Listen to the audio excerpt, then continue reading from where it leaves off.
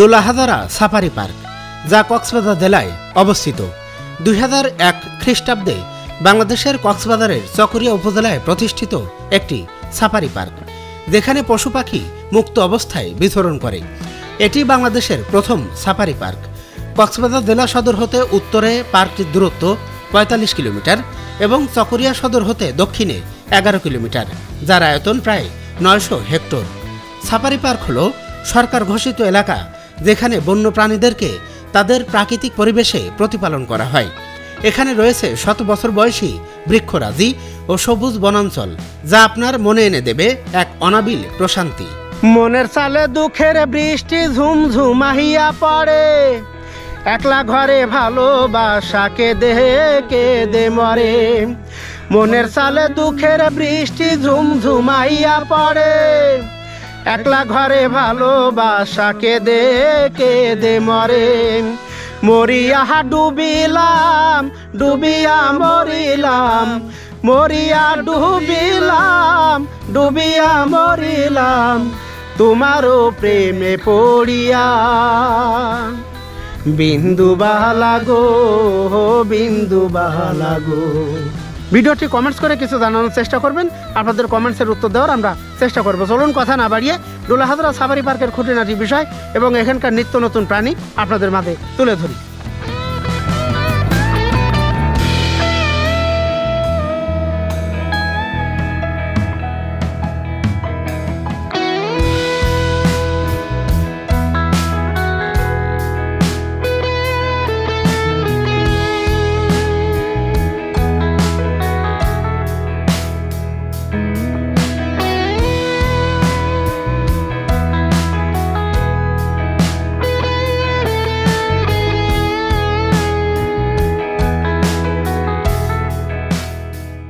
ডোলাহাজারা safari পার্কটি কক্সবাজার জেলা সদরের দক্ষিণ বন বিভাগের ফাঁসিয়াখালী রেঞ্জের ডোলাহাজারা ব্লকে অবস্থিত।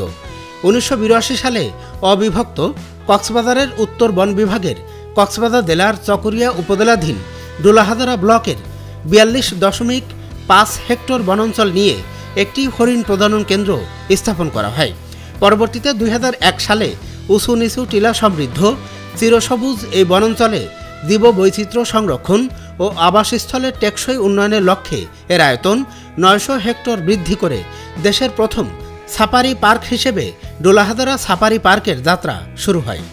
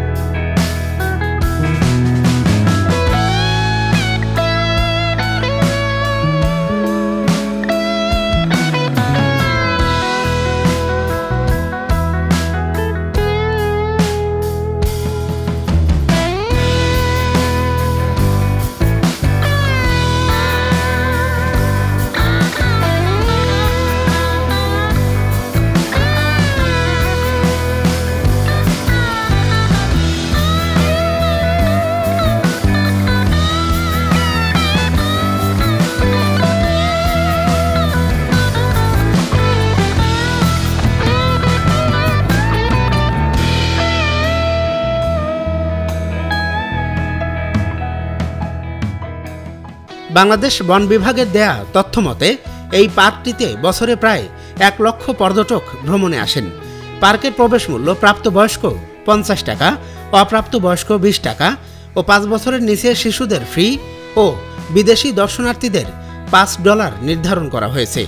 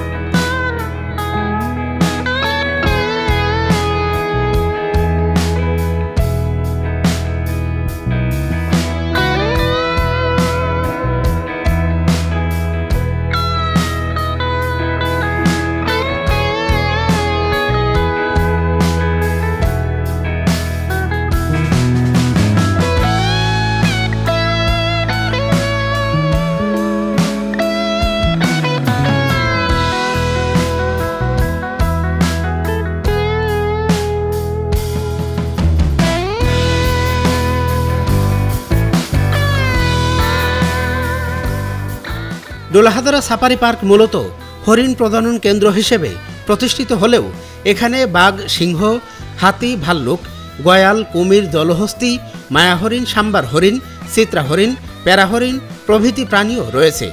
এই পার্কে স্বাদু পানির কুমির যেমন আছে তেমনি আছে লোনা পানির কুমির। এছাড়াও 2017 থেকে এই পার্কে তৈরি করা হয়েছে কৃত্রিম আফ্রিকান সাফারি, যেখানে আফ্রিকান প্রাণী হিসেবে রয়েছে জেব্রা ও নৌ হরিণ। এছাড়াও পার্কে বিভিন্ন বেষ্টনীতে দেশি বিদেশি বিভিন্ন প্রজাতির 85টি পাখি, 69টি সরীসৃপ ও 150টি স্তন্যপায়ী প্রাণী রয়েছে। এছাড়াও পার্কে হরিণ, বানর, বনবিড়াল, মেছোবাঘ, বুনো শূকর, সদারু, বনমোরগ, ফিঙ্গে, ঘুঘু, সিল সহ বিভিন্ন প্রজাতির প্রাণী উন্মুক্ত অবস্থায় রয়েছে। এছাড়া শীতকালে বিভিন্ন প্রজাতির পাখির কলতানে মুখরিত হয়ে ওঠে পার্কের বিভিন্ন লেক ও জলাশয়।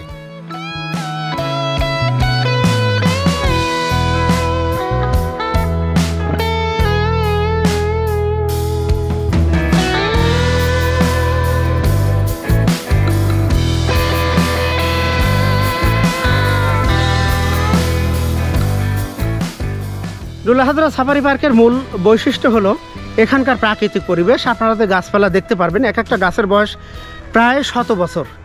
এটা হলো এখানকার ঐতিহ্য। এবং কিছু কিছু প্রাণী, মাংসাশী প্রাণী ছাড়া, যেমন হরিণ, বানর প্লাস গয়াল গরু, এগুলো কিন্তু একেবারে উন্মুক্ত ছেড়ে দেওয়া। আপনার কপাল যদি ভালো হয় তাহলে কিন্তু আপনারা আপনার সামনেই সেসব প্রাণী দেখতে পারবেন।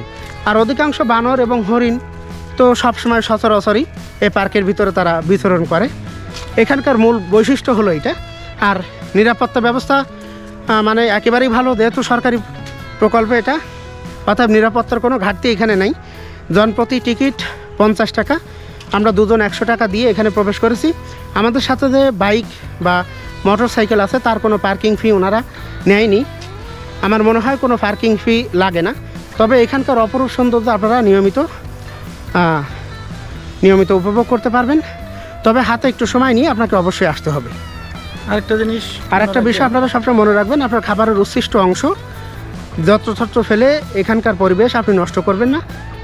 ময়লা ফেলার যে ডাস্টবিন বা ময়লা ফেলার যে নির্দিষ্ট পাত্র আছে, আপনারা অবশ্যই সেইখানে ময়লার পাত্রে আপনার ময়লাটা ফেলবেন।